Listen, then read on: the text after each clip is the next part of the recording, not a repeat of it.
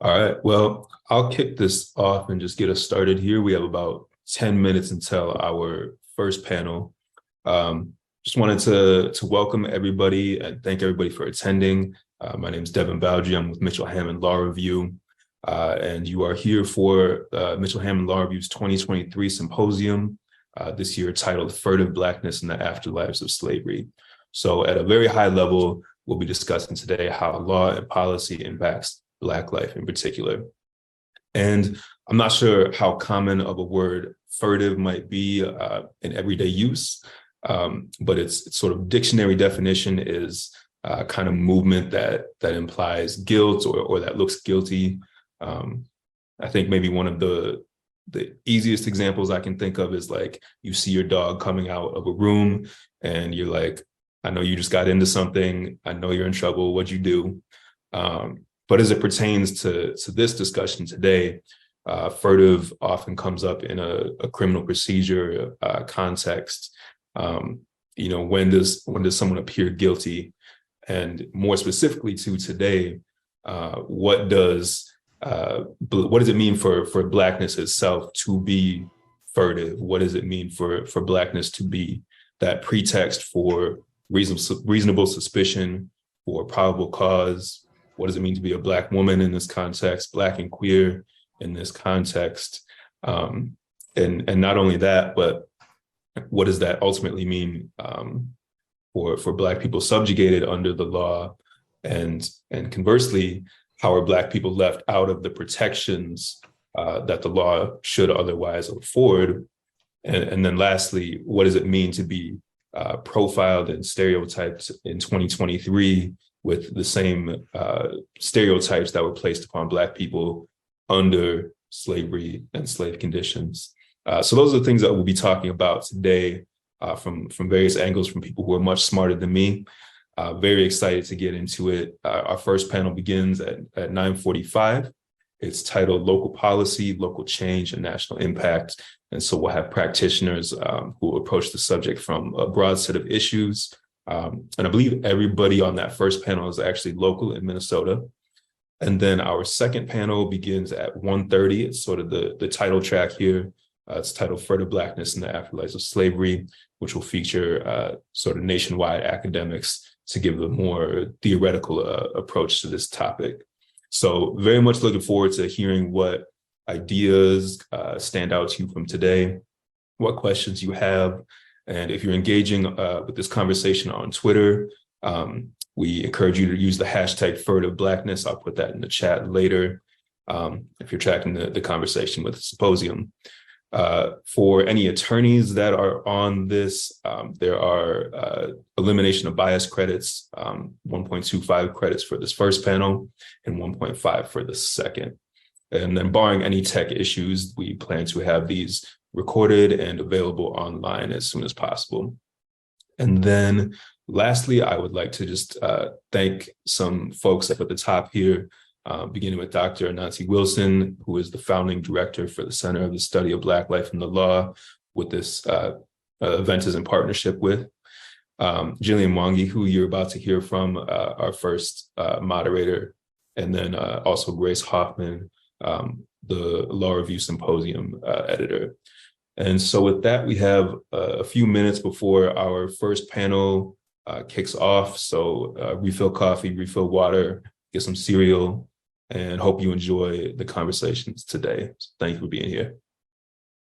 Good morning, everyone. It is officially 9:45, and I wanted to welcome you all to the first panel of the 2023 Mitchell Hamline Law Review Symposium. My name is Gillian Mwangi, and I am the president of the Mitchell Hamline Black Law Student Association, and I will be moderating today's panel. This year's symposium is in partnership with the Center for the Study of Black Life and the Law. And as Devin mentioned earlier, if you are tracking this conversation, we encourage you to use the hashtag Furtive Blackness on Twitter so that we can see what your ideas are, your thoughts, and your responses to the conversations we'll be having today.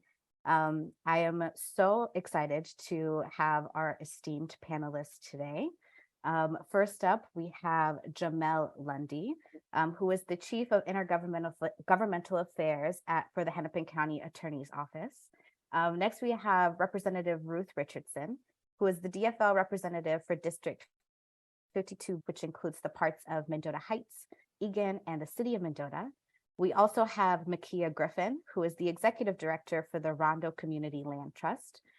We also have Lyndsey Olson, who is the city attorney for the city of St. Paul.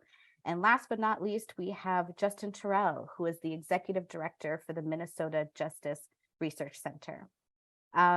Today's topic is local policy, local change, and national impacts. We'll be discussing the topics with some questions we've already have and written, but anyone in the audience, if you have a question, please send it directly to me in the chat. We will allocate about the last 15 minutes of today's session to answer your questions. And if you do send in a question, please indicate if you would like to remain anonymous or not. With that being said, let's get started. To our panelists, thank you so much for joining us. We're so excited to have you. Thank you for taking the time out of your busy schedule. Our first question is to all of you. We have a range of professional vantage points on this panel, thinking about your profession, your every day-to-day work. In what ways are you seeing Black lives being devalued or imperiled? And to start it off, I'll pick on Jamael since I introduced you first to kick off this. Well, on my end, oftentimes I work with criminal justice reform. Oftentimes I work around in this office on issues of public safety. And there's oftentimes a tough calculus around specifically violence in the Black community. My brother over there, Justin Terrell, always uses the phrase over-policed and underprotected. And in many ways, what that does is oftentimes not only divide our community, but also robs our community of both the type of public services that I think other communities oftentimes are able to secure, but also the constitutional protections that other communities also are able to secure. And in that way, I think with that tension of liberty and safety, oftentimes exploited, I tend to think from whether it be political interest or business interest, or some of our own leadership at sometimes to steer us in a direction that oftentimes devalues and leaves out the humanity of individuals on multiple sides of folks either advocating for further civil liberties, criminal justice reform, or those who frankly are just trying to protect Black lives from criminal elements, individuals who would rather do their harm. So I think there's a complicated tension there that oftentimes leaves Black families, Black people, and particularly Black women, Black LGBTQ members, giving the short end of the stick.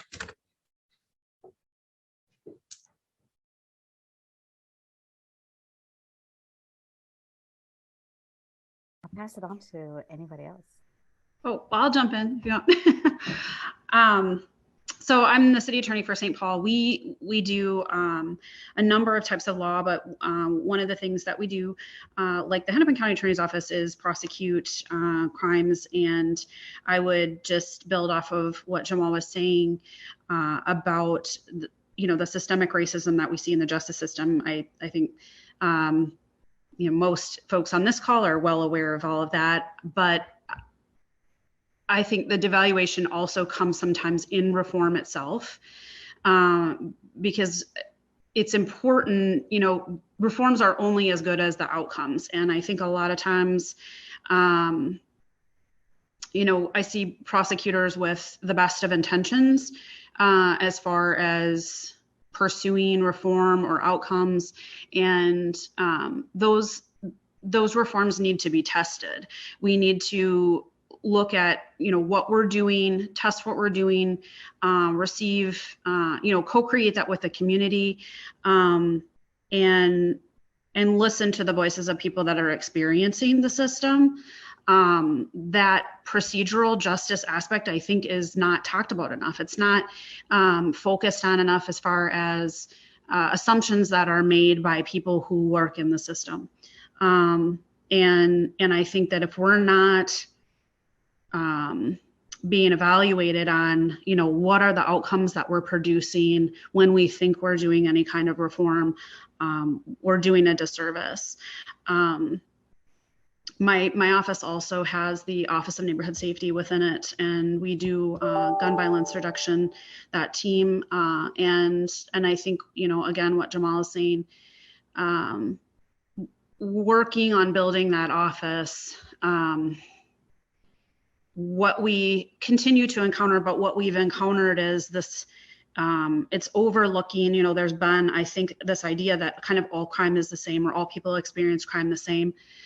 White people tend to think that it's not accurate, and gun violence affects communities of color, Black communities, very differently, and a lot of that is rooted in systemic racism. It's rooted in racist zoning. It's rooted in a lot of things that we don't often connect together and talk about. And in focusing on gun crime and reduction of gun crime, I think that it's, explaining that to communities that are experiencing other types of crime and wanting to put those on the same level. There's a lot of work there to do. I think that, and there's a lot of devaluation of Black lives that happens in terms of the level of violence and the things that are going on. I'm wanting to speak to that respectfully in a way that reflects what I have been hearing of others' experiences in those communities, and be able to build that up and bring that to light in the position that I hold and support that work. So that's some of what I see. Yeah, I'm happy to jump in here. Is my audio okay? Can people hear me? Well, first of all, let me just say, Gillian, thank you for pulling us together. It's great to be here with such thoughtful folks to talk about, what's real. And I will just say briefly that in reaction to the question, too often I feel like what we try to address on this topic is in response to the Black community, is in reaction to the conditions in our community, and we never spend time thinking about the aspirations and the things that everyday people really just want to, these are human conditions that we are seeking as a people. We want to be able to play outside at the park. We want to be able to go and worship in our institutions. We want to participate in local government and all those things. And we never get to the conversation is always about crime and responding to the negative things that are going on in our communities, the poverty, the this, the that. And we never talk about how do we build safe communities for Black folks in the state of Minnesota. The state has tons of safe communities all across the state. And people act like that is just like separate from the issue of how Black people live their lives in Minnesota. And so at the MNJRC, what we try to focus on is not reform. We're actually focused on how do you transform an entire institution, an entire system, so that we're not nipping around the edges and insert this policy to make things a little bit better there, right? But it's more about, we do that work, but it's always in the interest of trying to get a greater understanding of what the bigger picture is and understanding what the assignment is, which I believe is to transform every system that is failing Black folks across the board. Now, our lane is criminal justice, and that's enough for us. But the reality is we have to examine, evaluate, and reconfigure every institution that serves the people in our country. That's from healthcare, education, criminal justice, the whole nine. And so our focus in the MNJRC is in relation to how we respond to this question is how can we transform the actual landscape and foundations of the criminal legal system to ensure that it is more fair, equitable, holds people accountable, and seeks restorative outcomes. That is not what our criminal legal system does. And if it does that for Black folks, it does that for everyone, and we are in a better place. And so that to me is a struggle. I also think that just briefly, I'll point to, there's a lot of conversations around reparations happening in the country. And most of the time in these conversations, it's like the last question you bring up reparations because everyone's scared to talk about it. But the reality is that we have receipts. Representative Ruth Richardson is sitting in a seat that was previously held by other lawmakers. And once upon a time, that seat had someone in it that voted to demolish a middle-class Black neighborhood in the middle of St. Paul. At one point, in one point in history, right, that these same seats that we trust the folks who are there today, at some point in history, there were tons of policies that were passed through those chambers that had negative impacts on Black folks, that created the conditions that Black folks are living in today. And we have the receipts, so we should check those receipts. We should put together a plan to understand what the impact of those receipts had on our communities. And we should get about the business of writing today's institutions to bring them into stronger alignment with what Minnesotans across the state, Black, white, however you want to identify, is aligned. And we should do the work to shift those institutions to better serve our communities so that we have more safe communities. We should be building more safe communities, not just reacting to crime, not just reacting to the social injustice that we see, but we should be seeking something aspirational.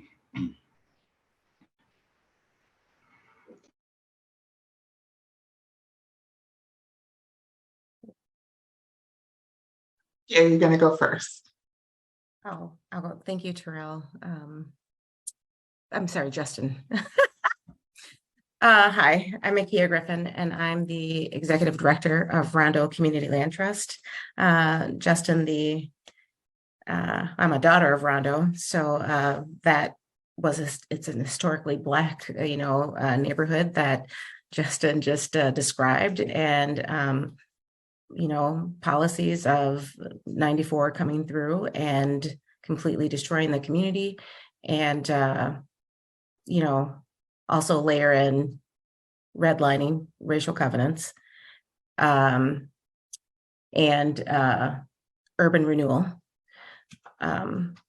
policies. And let me step it back here just a moment. I got a little excited because Justin, he gave a shout out to my hood, so I had to I had to be like, yes, that's true. So Rondo Community Land Trust is, we are an affordable housing and commercial developer. We're the first community land trust in the state of Minnesota.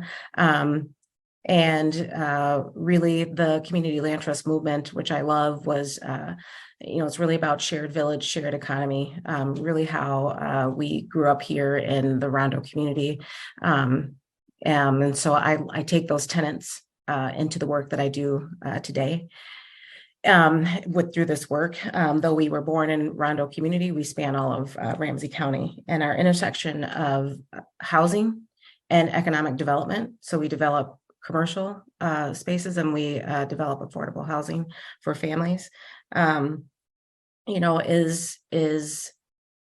Is highly important to ensure that we have safe communities, that people are assured that they have a safe, stable, wonderful place to live, and that they have economic opportunities as well. We can't just drop people in a vacuum of ownership, but also in home ownership, but also not, or affordable housing, but also not have economic opportunities for them to move forward. In the work that I do, that I see how Black lives are devalued in so many ways. It's still happening through,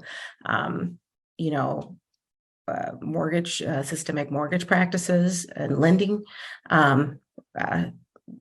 appraisal practices, the disinvestment in communities that continue to make them not safe communities, or not being able to allow people to participate in their own economic upswing. So gentrification, displacement, all of these things are happening at a high rate. I've just come into this, I didn't just come into this work, but I just became the executive director of Rondo Community Land Trust. And coming in, we created a reparative framework. And our reparative framework says we want to right wrongs. And how do we do that using the current, systems and monies and things that we have available today? What I really want to see Rondo Community Land Trust be is an example of something that sits a little outside of the system, so that we can actually get folks to a point that, they can participate in their own economic continuum, while we work to make it fair for all. why we work on policies, why we continue to do those things. That's in a nutshell the way that we see the work moving forward in our role. Even coming into this work and saying, we need significant investment in order to have real transformational change for communities. And with that, we still get me as a woman coming into that, especially a Black woman coming into that, don't be a little competent coming into that space.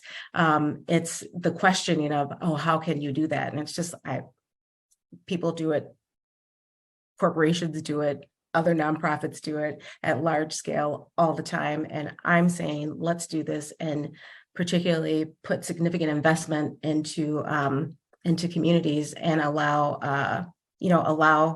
Black people to come in and be participatory in their own development in their communities, owning in their communities. How can we stop ensuring that we are continually put in a place where we're consumers of whatever affordable housing kind of happens.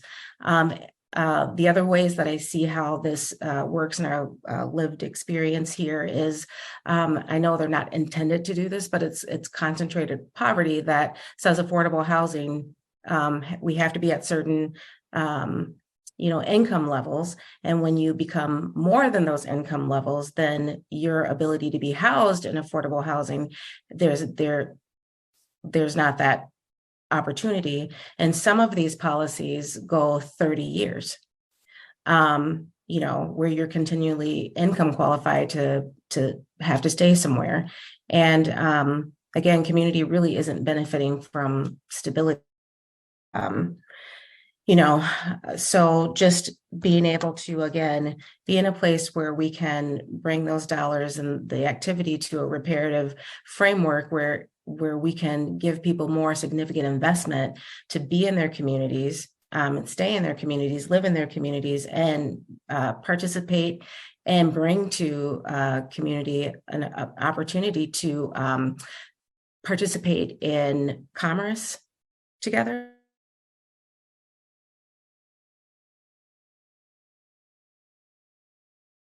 Did Mikeya freeze for everyone else too? Okay. He did. Do you want me to jump in here, Yeah. Gillian? Representative Richardson, you can go ahead. Well, thank you, first of all, for pulling us all together to share some time and space this morning with this amazing panel. And, I want to lift up something that Justin said about lanes, right? Because as a lawmaker, I'm in all the lanes in terms of thinking across how all of these systems work, about how they all intersect. And the sad commentary of our state of affairs is that name a system and I can tell you how it's devaluing Black lives. And I think it's important to understand that these systems have been designed to work this way. These are not surprises. These are predictable outcomes of a system that are working just the way that they were designed to work, with the outcomes that they were designed to get. Mikeya was talking about within commerce and thinking about, how we pay more in interest, how our homes are devalued.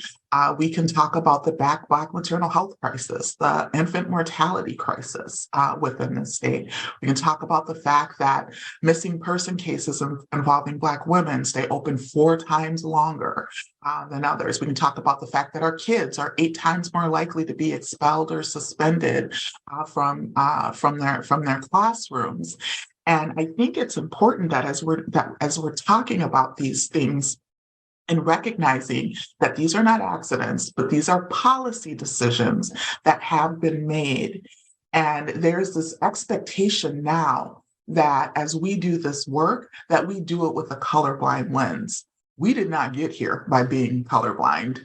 We got here by being anti-Black, and by having policies that were in place and that were designed to harm Black folks. Justin talked about the Rondo community. I'm a daughter of Rondo as well, and grew up in the shadow of the trauma of that. And I think it's important to recognize that when that decision was made to run 94 through the Rondo community, we need to say out loud that there was a whole nother alternative that would not have displaced a single person. You could have had a whole nother route for 94 that a single person would not have lost a home. But there was a policy decision that was made to decimate the heartbeat of the Black community. And so when we are in this space now, and as a legislator, and being told that when you introduce laws, they need to be colorblind, it negates the fact that we did not get to this place by being colorblind.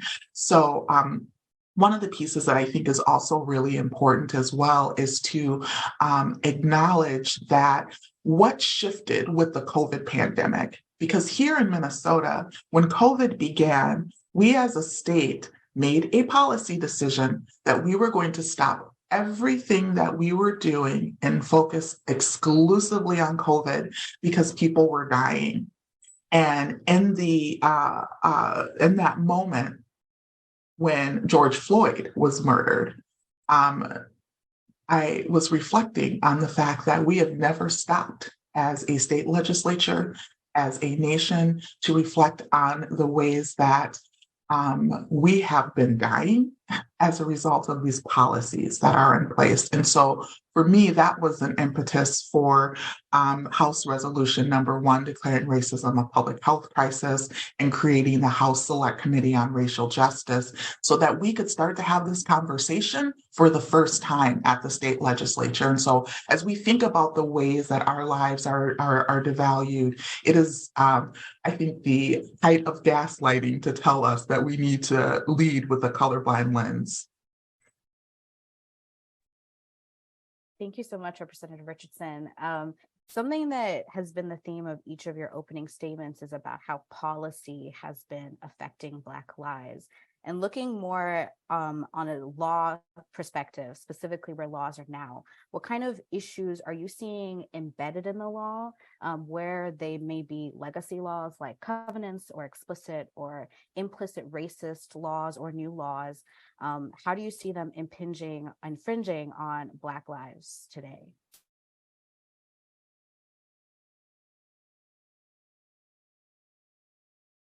And I'll let anyone start. I can start. You know, the very first policy issue that I ever worked on was as a law student at William Mitchell. I guess it's Mitchell Hamline now, but it was William Mitchell when I went there. And was working with a team of folks to try to get the vagrancy statute repealed, which we were ultimately able to do.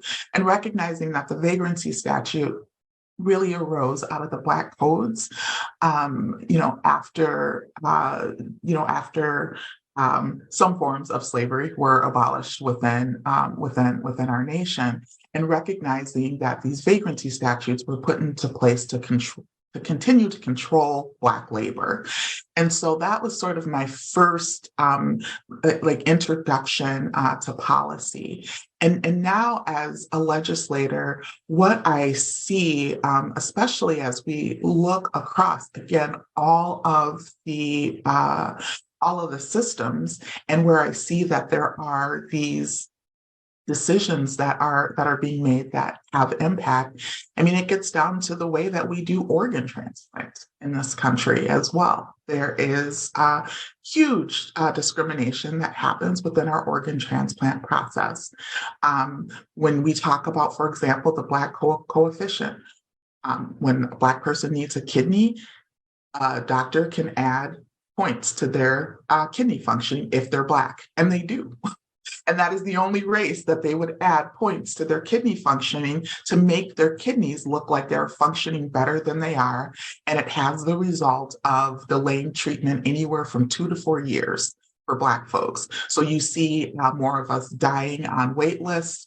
We're never actually getting that kidney that is needed. And so in Minnesota last year, Senator Champion and I finally got a bill passed that eliminates discrimination in organ transplant and creates a cause of action for that occurring. But that's in Minnesota. there are many other states that are continuing to have these things that occur. We can talk about our education system.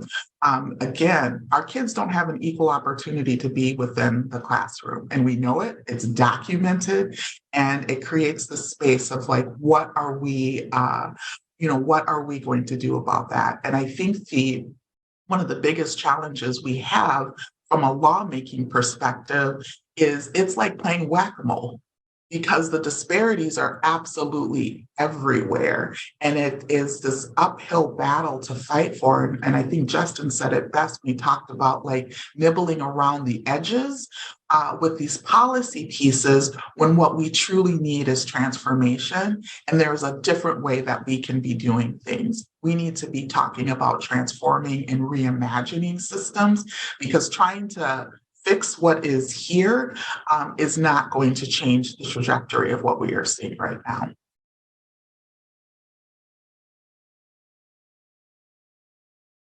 Thank you for those comments, Representative Richardson. I'll turn to Justin if you have any comments. Yeah, I'm happy to weigh in on this. I mean, I think Representative Richardson did a great job of highlighting like how broad, like we could spend all day brainstorming policies that have adverse effects on Black folks.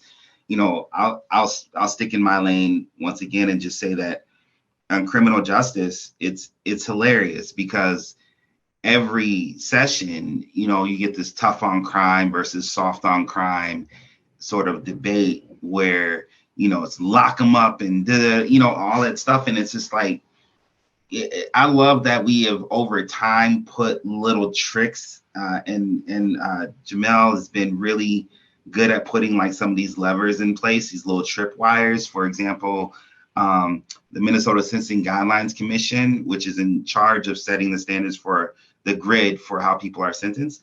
They have to do a racial impact assessment on any changes that they make, for example, which I think is really smart.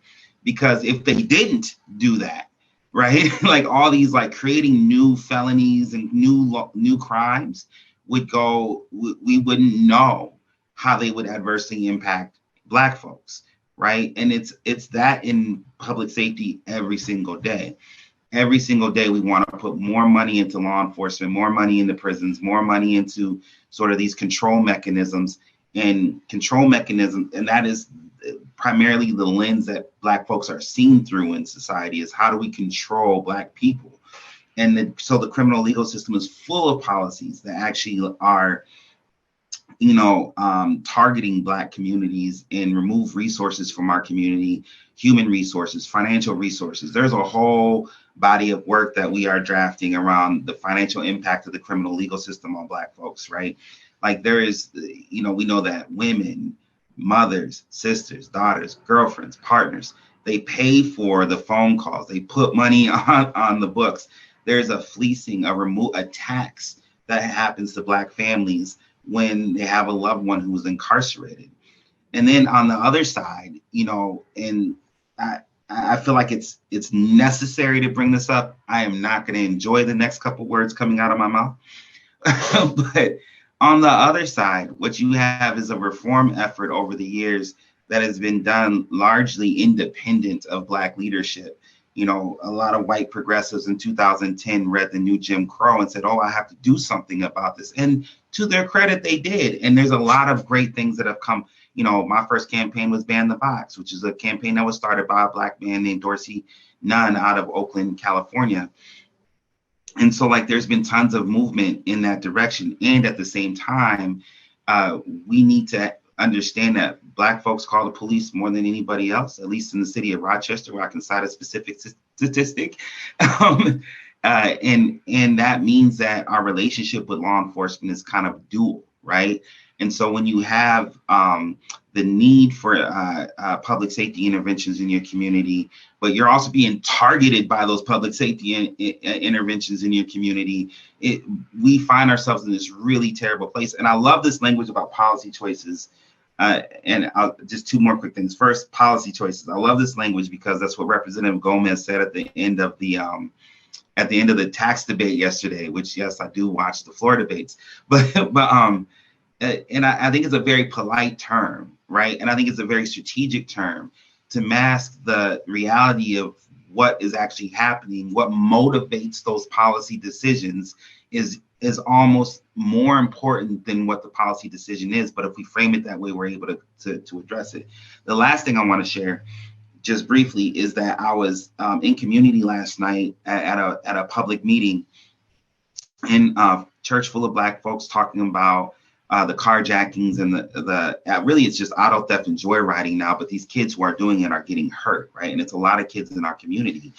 And listening to these pastors and neighbors and folks go on and on about how they want to try to address these concerns is another policy decision that has been made. Our pastors, our neighbors, our aunties, our coaches, our youth workers, people are constantly working around the clock to disrupt violence in our community. Black folks. And we don't see them. We don't acknowledge them. We don't honor them. When we lose one who is stepped in between a shootout, we don't talk about it the same way that we do when an officer does. And it is just ridiculous that we are not acknowledging how hard Black folks work to disrupt violence in our own damn communities. And then people criticize us on top of that.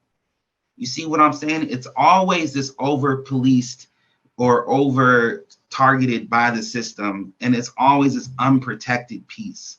And we have to disrupt that. We have to disrupt that narrative. We have to take control of that, and we have to honor the work that folks are doing. There are people who are on this call who have stepped in and collected young Black youth who would have got caught up in the system, and we don't talk about it. We need to start elevating that struggle that we have internally, and hopefully can motivate some more policy decisions like House File 25 that I know Representative Richardson and her colleague Cedric Frazier are working on to get more resources to the community to support folks who are actually doing the work to disrupt violence. They don't have to have a matching t-shirt with 20 guys on the block, but how are we supporting that coach? How are we supporting that youth worker? How are we supporting that auntie and uncle that are putting folks up on their couch or dropping them off at the station when they do something crazy, right? Like that is how you build safe communities, by making those kind of investments. And I love to just piggyback off of what Justin was saying. So there's just, and previously my role was working at the state legislature as the committee administrator for the Public Safety and Criminal Justice Reform Committee. So I'll speak from that experience. There's just a bias of using law enforcement as a cure-all for all social ills. And even when over the past few decades, they have shown diminishing returns. They've said, hey, we're not necessarily social workers. And you talk with law enforcement themselves and law enforcement leaderships. I mean, even as of recently, when there is no more cops to hire, law enforcement are both at the legislature saying we need legislation to help us recruit folks, but we also need money to hire folks, right? We don't have enough law enforcement in the pipeline, but we also need a bunch of money to hire law enforcement. And what I've seen is, that's due to, in many ways, to criticize some of your former colleagues, Representative Richardson, a lot of lazy legislators. And when there's a complicated social problem, when there is, what folks reach for is let's just slap on it's illegal and let the cops hire it. Or cops deal with it.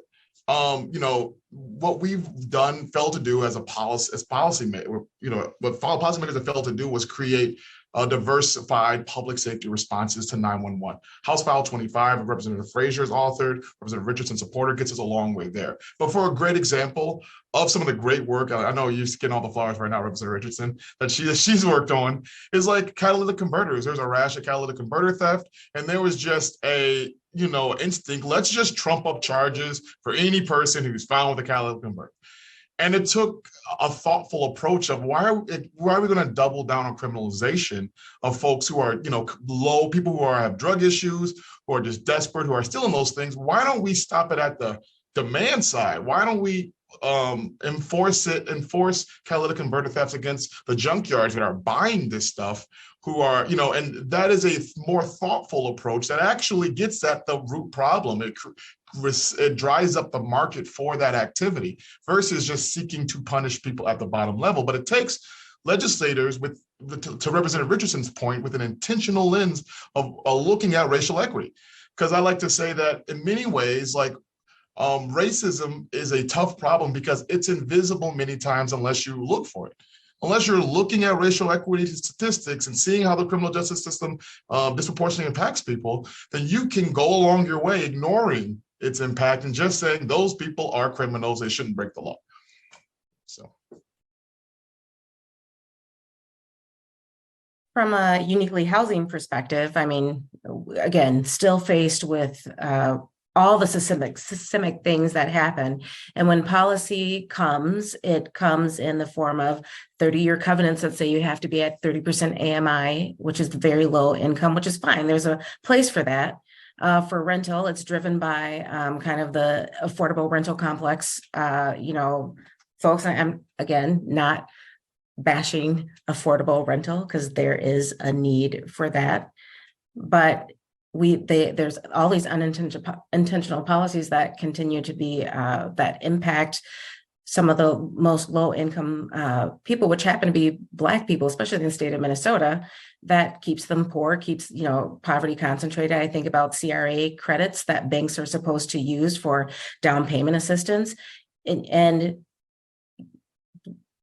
if you want to actually have agency and kind of live anywhere in Minnesota, or in the Twin Cities, in those instances, if they're using those dollars from banks, you can't get out of a impoverished area because those are where those dollars have to be spent in.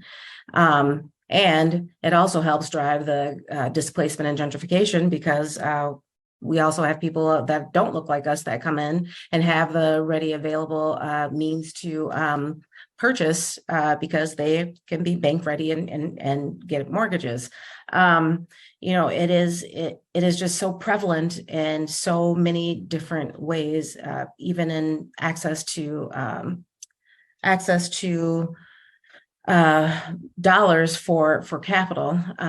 They can, for business owners, especially small business owners, which are in our community and actually fuel a lot of economic growth and development in communities, and they can't access capital. And if they can get capital, it's so costly. And it's difficult for them to move from under it sometimes. So I'm going to leave it there. I'm not saying a lot of things that you all don't know about, but it's just really difficult to see how impactful some of these policies continue to be in the state of Minnesota, which ranks last in Black homeownership and economic opportunities, but yet still do the same things that keep us here. We've got a lot of things that legislation that in the legislative with our surplus right now that really gets at more of let's just do more down payment assistance because that's what's going to work. That if it hasn't worked so far to make those numbers jump, then what are the policies or other things, and why are we not listening to the people in the communities that actually say these are the things that we need in order to have ownership and to get along with home ownership? We're not really getting at the roots of the problem. I just want to respond to something that Mikeya had just said, because when we talk about the fact that Minnesota ranks last in terms of home ownership for Black people, it has not always been that way. And I think it's important to say that out loud, is that there was a time in our history where Black folks were owning homes, and the Rondo community that was decimated is just one of the communities that was decimated. And I also think that what's interesting is as we start to see the quiet parts being said more loudly, after working to get some funds to reconnect Rondo, there was actually a move in the legislature last year to block those funds from going back to the Rondo community and to also block them from ever accepting any money to go to the Rondo community. And so, as you know, as we are in this space, it's important to pay attention to what's going on. And Justin, love to hear that you're listening to these floor debates, but it's that important reminder that if we're not paying attention to what is going on, and how it's going to affect our communities, we lose that opportunity to have our voices heard. And one of the things that I have really enjoyed seeing over the years that I've been in the legislature is seeing people who look like me fill up those halls and to hold space and to take up space within an institution and within a building that in its wildest dreams never believed that I would be there. And folks that look like me would be in that space, taking up space and holding the mic. And so, and I think that to Jamael's point, as well as we think about what the future of legislation looks like and how we work looks like, it's about pulling together a large group of folks who can change the way that we do things. The way that we do things in the Capitol today continues to be the way that things were designed by folks who don't look like us and who were not taking into account our well-being as it relates to what was going to come out on the other end of like policy and laws. And so as we think about even the way that the system works, and we think about ways of disrupting those systems or reimagining them, that is an important piece to consider as well. Who can be a legislator? Who can afford to be a legislator, right? Like, I mean, there's the nuances that you can get down to, because some of us have to carry a couple of jobs. Right. I want to give a little shout out again to Representative Richardson. She's also helped us try to pass some legislation so we can get tax relief in the work that we do with the Rondo Community Land Trust work or Community Land Trust work. So thank you. I'd like to just say a couple things about that have been mentioned previously, and then one thing about misdemeanors. So the issues about the catalytic converter, I sort of share. I completely agree with the focus that it should be on, the illegalities around those scrap yards, that they are profiting from that behavior. And they believe, I was on a call with those folks and they were upset about, efforts that St. Paul was taking to try to disrupt that pipeline. And there was this belief from that group of folks that they had this entitlement to this type of business model, and without taking any responsibility for any of their kind of effects on the community or anything going on. And I spoke up on that call and said, I was finding like, I need to stop you, because your complaint is based in this idea that you have this, right to run a business that profits from illegal goods. Like you're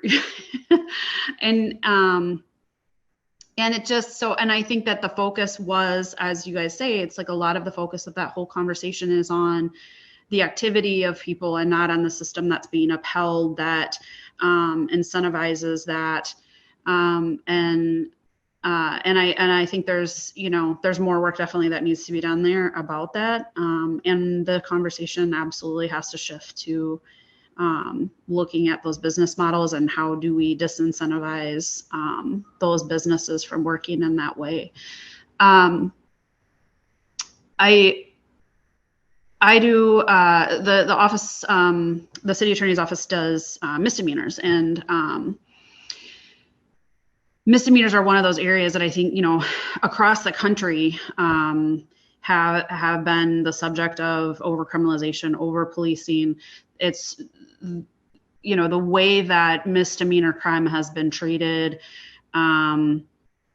specifically in, you know, with Black folks, with people of color, with LGBTQIA, it's from the point of an interaction with police to how they are charged through the system, has had a lot of detrimental second and third order effects for people.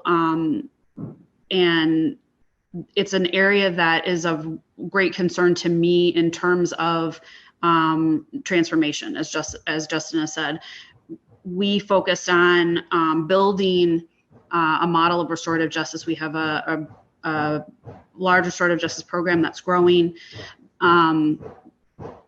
So when, you know, the focus of the criminal justice system needs to be on healing trauma, and how do we support somebody to come back into the community, to have a stake in community, to be healed in community, both for victims and for anyone who is justice involved. And the restorative practice really does that. And it's a model that we have great results from in St. Paul, and that I truly believe in. It's not used enough in criminal justice. It needs to grow. And to me, that's part of a transformation of our justice system. You know, when the narrative goes to either, you know, we have to throw away the key, or people are just getting off scot-free, you know, neither of those are answers to what's happening in community. And there has to be accountability, but accountability to healing, right? Accountability to community, a community conversation, where there's healing for the victim, there's healing for someone who is involved in crime, there's healing for the community that has experienced that crime. And, you know, that restorative justice, that circle, life coaching, focus on trauma, those are the things that I think we're not talking about enough, that I want to be talking about, that I want to be supporting. And it also dovetails into the anti-gun violence work, the ONS work that we're seeing. And Brooke Blakey and I, the director of ONS, we were just out. I just came back yesterday from California. We met with the Office of Violence Prevention in Oakland, and then the Office of Neighborhood Safety in Richmond, which are two of the most successful programs in the country. And we had great conversations there, learned a lot, two very different models. And in speaking with, they have a deputy mayor in Oakland that's specifically focused on criminal justice aspects. And one thing that she said, you know, as we're building Office of Neighborhood Safety here and focused on funding and working with people in community, and how do we, you know, how do we work with violence interrupters and really, you know, someone, I think it was Jamael may have said, you know, or Justin may have said, you know, we're not giving credence and credit to the work that's being done in community, those violence interruptions that are happening all the time. And it's true. And, you know, we heard varying perspectives of some of that, you know, they want that not to be, you know, talked about.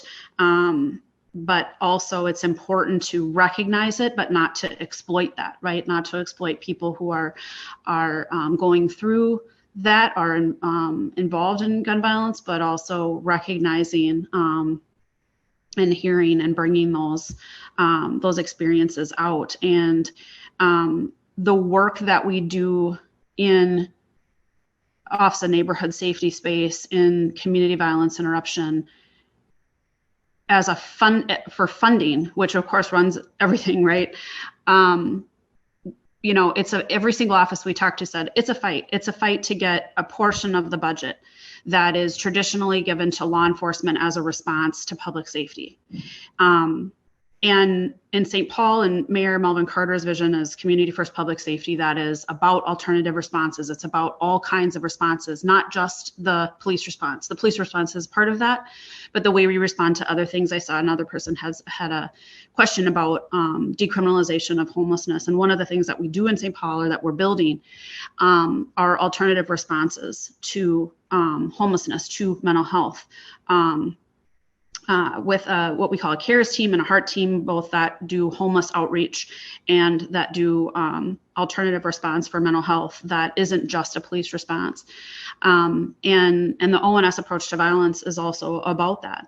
That is something that isn't just a police response, it's a community response. And when we ask for money for that work, we're questioned about how those ways of interacting with people and preventing violence are working. When police ask for money, when crime is up, and police ask for more money and more people, everybody says they need more money, more people, more folks on the street, more money for police, and that's the typical narrative that has happened in that space. When we ask for money for Office of Neighborhood Safety and say, we need more money for violence interrupters. We need more money for, gender-based violence prevention, for life coaching, for trauma support that goes not just to a person who has shot someone or a person who has been shot, but their family, their entire family, those brothers and sisters, that family that's experiencing that. That's who we wrap around in that work, the whole family, and offer, services working with them, violence interruption, and that money, they say, well, you're not, if there's violence goes up, well, obviously this isn't working, and money is taken away. And we talked about that narrative that, that disparity in what that narrative is and how that money gets allocated to these programs. Thank you so much for all of your responses. The number of questions we've gotten in this chat that you've sparked in the audience has been amazing. And sort of going off what we're talking about, we've mentioned a few times that we operate more on a tertiary response to policy issues, and the need to go to more proactive, positive, informed response. And, as Jamael said earlier, racism is invisible unless you're looking for it. So from a grassroots perspective, for the community who may not be in positions of power, but definitely have the more local power of, door-to-door interactions, what should people in the community be doing to getting involved in creating more proactive change? And what are some challenges about sustainable change that might surprise people that they should be aware of before getting started? And I'll start off with Mikeya, if you want to answer this. Ooh. All right. Sustainability and policy really is going to be sometimes rooted in the ability to have consistent representatives that look like us and being able to make policy and change. So when we are out with our community, just ensuring that they understand who's up for election, who's, what are the issues that they're needing and looking for, to educate. Sometimes people are just so focused on, how am I going to eat today? Where am I going to live today? What does my life look like today? They can't participate because they're kind of in their own thing. So we try really hard here to coalesce around, it's all the things, and we have to ensure that people like us stay in positions so that they can help continue and effectuate change, and that they're there to do that. I'm gonna let someone else answer. Yeah, I love this question. Because I'm an organizer at heart, right? And I think that one, when you look at who like owns the organizing infrastructure in Minnesota, it's a lot of like white-led progressive organizations and unions. And that's great. We need strong unions. We need white-led, we need the League of Women Voters. We need, Isaiah's and Take Actions. We need that stuff. It's great. I don't have the capacity to work on Earn Sick and Save Time this year. I'm glad that there are organizations who are. And so but the problem that comes with that is that those resources then don't end up in our community, right? And so one thing that I think is really important, I think Keith Ellison used to set a really powerful example of this, is that brother was safe. He didn't ever have to run a campaign to get reelected to Congress, right? He could have just skated, but he raised a bunch of money, and he always had an operation that got neighbors on the doors in the Black. One year I worked with him, we did like a social to the polls thing, and we increased Black voter turnout by 7% in the Black community. And that was just like making sure that the leaders in our community were activated. A less popular example would be the Vote No campaign, where you had a lot of folks from the neighborhood who did not support the charter amendment, but still got out there and had conversations. And you had tensions between like rival canvassing groups, right? Like Vote Yes was like on one corner, Vote No was literally on the other corner, and it created like this tension. I'm not speaking about that campaign. I'm speaking about the dynamic, right? There needs to be more of a culture of organizing and the resources to support that in our communities, so that our communities are actually on the doors, on the phones, text banking. And I think candidates have a big role to play with that. I know that a lot of our Black candidates or members of the Posse Caucus are very active in their campaigns to make sure that they're raising resources and motivating the folks in their communities. Like that stuff is really just necessary for Black folks. We have to be politically active if we're going to create sustainable change, because the one thing that I've learned over the years, and I think some people kind of raise their eyebrow at me and like, why do you talk to so many Republicans? I remind folks that the minority leader in the House is a Black woman, right? And it's like, I talk to Republicans because regardless who is in power, Black folks need to win, period, end of story. Black folks need to be able to win. And the only way we do that is by developing Black independent political power. Black independent political power that is not beholden to the DFL or to the GOP, but is about us. And it is about recognizing that we don't agree on everything. We don't need, since when do we have to agree on everything, right? That we got to set that aside and find the things that we can agree on: economic investments, changes to the criminal legal system. Like these are things that Black folks do agree on by and large and can work together to advance change.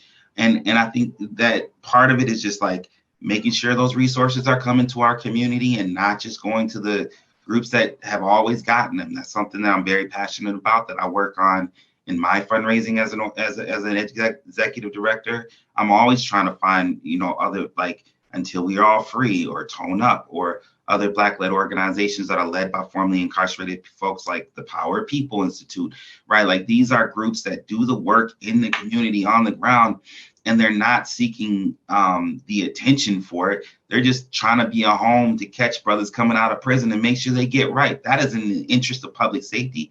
And so when I'm raising resources, I'm always trying to figure out how to move resources into those types of groups. I wish our white progressive friends would do the same, right? But at the same time, they are focused on building power for their institution and for their base, and I respect that. We have to do the same, because this is not,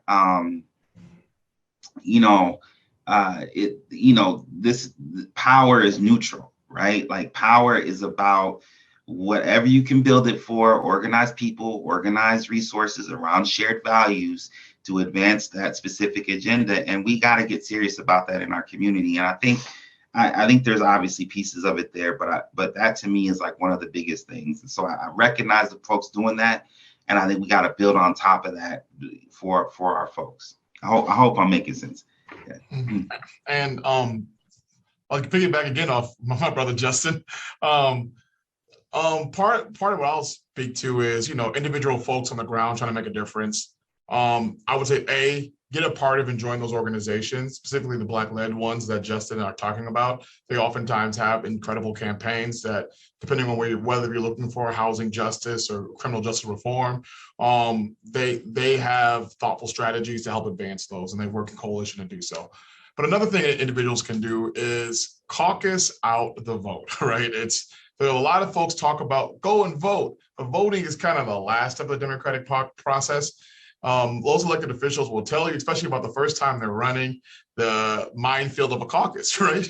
Caucuses are, institutions, those who don't know, institutions for political parties where they help select the candidates from which they endorse. So when you go to the ballot and you see DFL or Republican or whatever next to the name, Democratic Party, they've gone through this process in order to get that signifier next to their name, that especially in our communities that are oftentimes folks with one party have a guarantee to win, that caucus will determine who ends up on the ballot. And so I can speak to my experience most recently at a very local level. My partner, Anika Bowie, is running for city council, Ward 1, got to put a plug in out there. But in her running, what the experience is a lot of long-time constant caucus goers ask her about everything. And these are oftentimes, either folks, who, and some of them are Black, but a lot of them are white folks who are like, hey, what you going to do about bike lanes? Hey, how are we going to do the redevelopment in Summit? Hey, what's up with how we're going to hire firefighters or collect trash? They have a big amount of influence that bug folks every day, that shape how elected officials run and how they respond to their communities, because they have the power to select them at conventions and caucuses.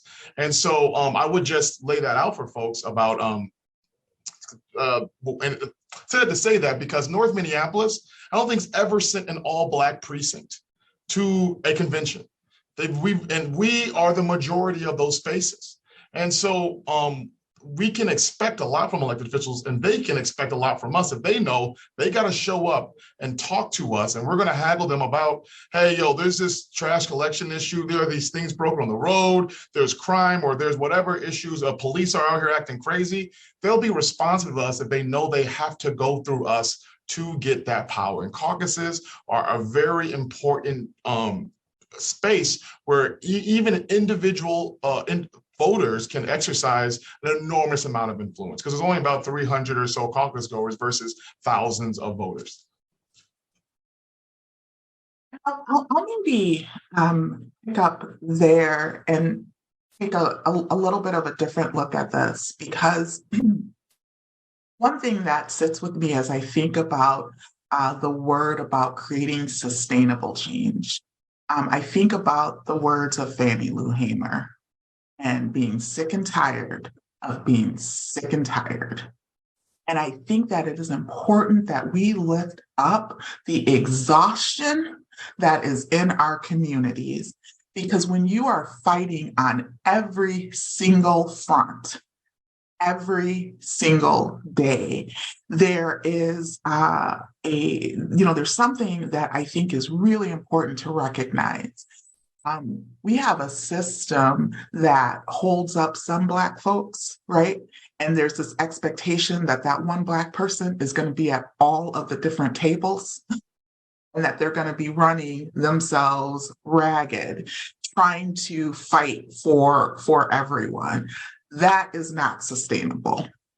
And I think it's important that as we talk about community and we talk about our collective power and our collective voices, we have to understand that, first of all, not only is rest a form of resistance, but Black joy is a form of resistance, right? And how do we, and coming off of, Black Maternal Health Week, and this year's theme was around restoring bodily autonomy and restoring Black joy. And within this work that we do, it is so easy to lose our rest. It is so easy to lose our joy. And in fact, there's a campaign on our joy, right? And so I think it's important that when we talk about creating sustainable change, at the heart of that is a community. And so as Jamael and Justin were talking about this need for our collective voices, that's really important. But there's also a need for our care. and for our self-care. How many of our leaders have we lost to early deaths, right? You know, thinking about folks who have been doing this work, and again, sick and tired of being sick and tired. So I think it's important that we talk about that as well. And it doesn't get enough. Attention. That's powerful, especially as Black women, because we are expected to be the workhorse for everything. Everything. For everybody. And for everybody, we have to care and hold care here for, you know, our allies and partners. We have to be sensitive around how we handle work and deal with that, while also trying to hold our own power in that. And then we're supposed to, you know, then we're still, and we'll, oof, yes, this is such, hits me in such an emotional way when we do talk about being sick and tired of being sick and tired, and the amount of push that you have to do, and then the resistance and or the continued racism and downplaying of where we are in our positions of power, and how we get gaslighted around that at the same time too. And and we have all those things can be held true all at one time, but yet we still have to, you know, push forward and do all the work. And to Justin, to your thought, I'm going to go back to this, and I'll let us move along. The fact that we don't honor the folks that are doing the work every day, day in and day out, especially as an executive director of a organization that we take on so much risk to be, and we provide, you know, grassroots, you know, those kinds of things in order to provide the needs that our community has at the same time too. And that also needs to be honored. And when we're in a position where you have, after George Floyd, a lot of the things that we heard were, we want to invest in Black-led organizations. We want to do that. I don't know about you, Justin, but I haven't seen it. I haven't seen it. And when I tell them this is what it takes financially, then it becomes a question of, oh, how have you ever led like that? And I was like, in very many places in corporate America. And I want to come back and do the same thing when you get questioned about that. So I just want to lay that out there. And I want to thank you, Representative Richardson, for saying that. Yeah, because you know what? I'm sick and tired of being sick and tired. Yeah, I'll just hop in on this real quick. Like, it's so important. So I'm a current Bush fellow, and it was my third application. And what I wrote my application about started with the story of my grandmother. And so my family originated out of Deansville, Texas, which is the site of a KKK raid that slaughtered Black folks. We relocated to Oklahoma just in time for some of our family were in Deansville, and some of our family were in Oklahoma just in time for the raid on Black Wall Street. Then we moved to California and experienced the Watts uprising. And then and now it's like my generation is like our turn to experience the George Floyd uprising. Like the women, and these are all Black women who have raised me, right? And watching the toll of what these women have gone through in their lives. And I was raised with the strong Black woman trope was like embedded in me because I've watched these women do all of these things. And now that I'm 42 and my mom, you know, she's doing fine. She had a stroke last year. And I started putting I promise this is relevant. I started putting the pieces together. And I realized that, oh, my grandma had a stroke. And then it was like, oh, my great grandma had a stroke. Like, what is it about the struggle of being a Black woman in America that at a certain age, your brain literally explodes, right? Like it is insane what we have put on the shoulders of Black women to carry for generations with very little, if any, recognition of that. And it's like, until I was a grown man and watched and realized that I thought my mother was surviving. And in reality, what was happening is the pressures of this world, of our society, and how we treat Black women was breaking her slowly. And that to me is like the key motivation the key motivation for what I do every day. And then I have to remind myself, or my wife or my boys have to remind me, like, hey, bro, ain't no S on your chest, man. Like, don't fall for that height. Like, we have to love each other. We have to build each other up. We have to reflect on the damage that has been done and build relationships that are capable, that can hold repair, but also build relationships that are mutually feeding one another. And sometimes the work does that, but you can't get seduced by that, right? It's the things that you do outside of the work that you are actually fighting for that makes the work necessary. And it is a Jedi mind trick to try to stay in that place, but it is necessary, I realize the cyclical nature of that comment. I'm just saying it's hard. We are we're getting close to the end of time, and I wanted to make sure we asked an audience question. And this one comes from Professor Mark Edwards here at Mitchell Hamline. And in line of work for getting involved and in progress, what are some specific skills that would make our students especially useful as externs in your organization and working with you directly as grassroots volunteers? And I'll kick it off with Lyndsey. Thank you. Well, I think what comes to mind first, I think, is research skills.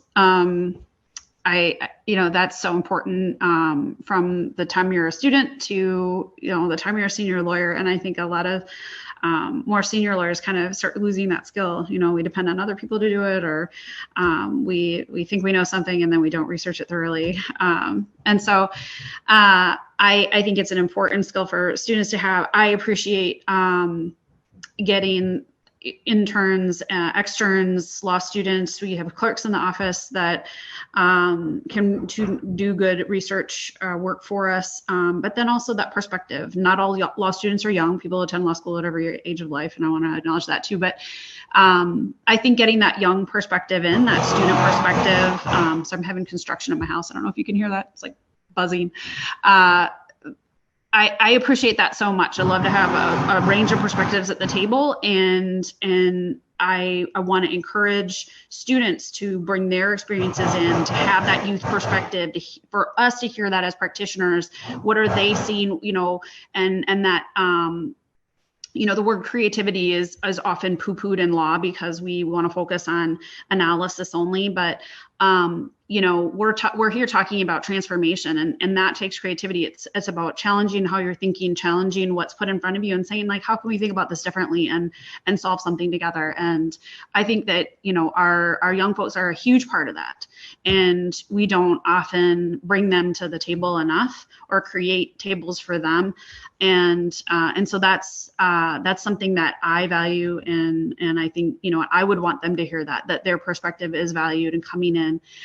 Because I think a lot of times they are afraid to speak at those tables, or they're not invited, even if they're in the room, right? And so, I would want someone coming to the city attorney's office for that experience to know that we want that, we encourage that, and to be prepared to bring that to speak.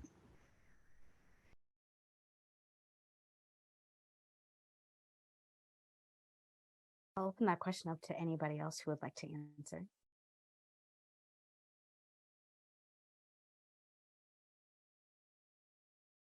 Looked up, I think the research piece is huge for anyone interested in coming to the Capitol to do any sort of internship, and thinking about that in terms of being able to look at what's going on across different states in terms of policy pieces.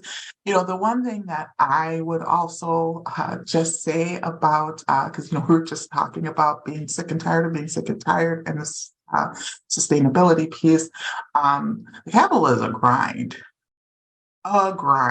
and it is not a sustainable grind. So I just want to say that out loud, so that people can understand the expectations that can come. And for us, particularly the lens I use is, I always kind of lecture my friends about this, but it's competence and character. And the reason why I look for both is because, there's always this joke, especially a lot of Black professionals throw around, is I want the confidence of unqualified white guy, right? But oftentimes I reject that because they have an easier job than us. You don't need to have competence to maintain the status quo. You don't need to be talented to just say no. You don't need to show extraordinary character to do ordinary things. And I do think that the inverse is also true.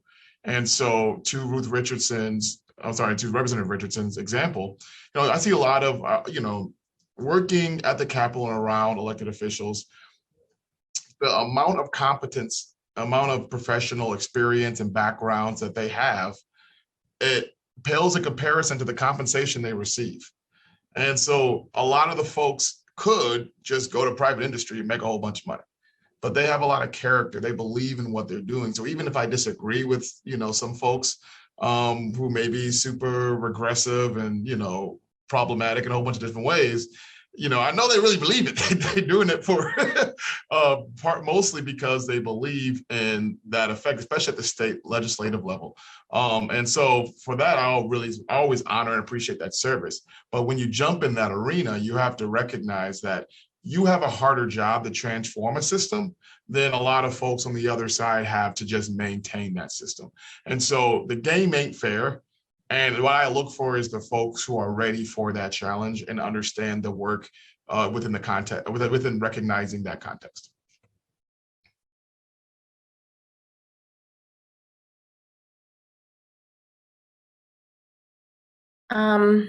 For the work that we do, and I thank you, thank you, Mark.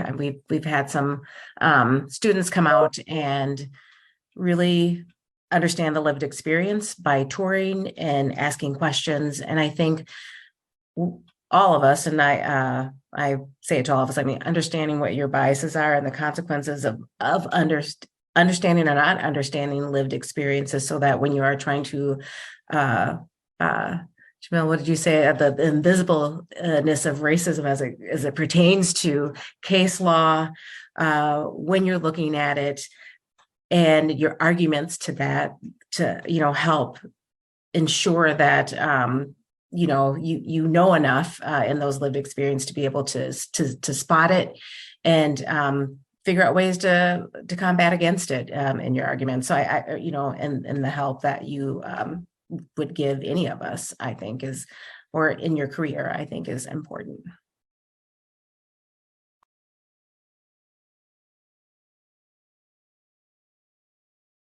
Any last comments? Okay, we are a little past 11. I want to say thank you so much to our guests who engaged in this conversation with us. I loved seeing all the questions. I'm so sorry if we didn't get to your question, but we saw it, the panelists saw it, and we appreciate your thoughtfulness. I also want to say thank you to this panel. Thank you for taking time out of your day. I know I came out of this more fulfilled and enjoyed listening to all of your thoughtfulness, and it's definitely inspired me to think more about how I can get involved from the grassroots perspective.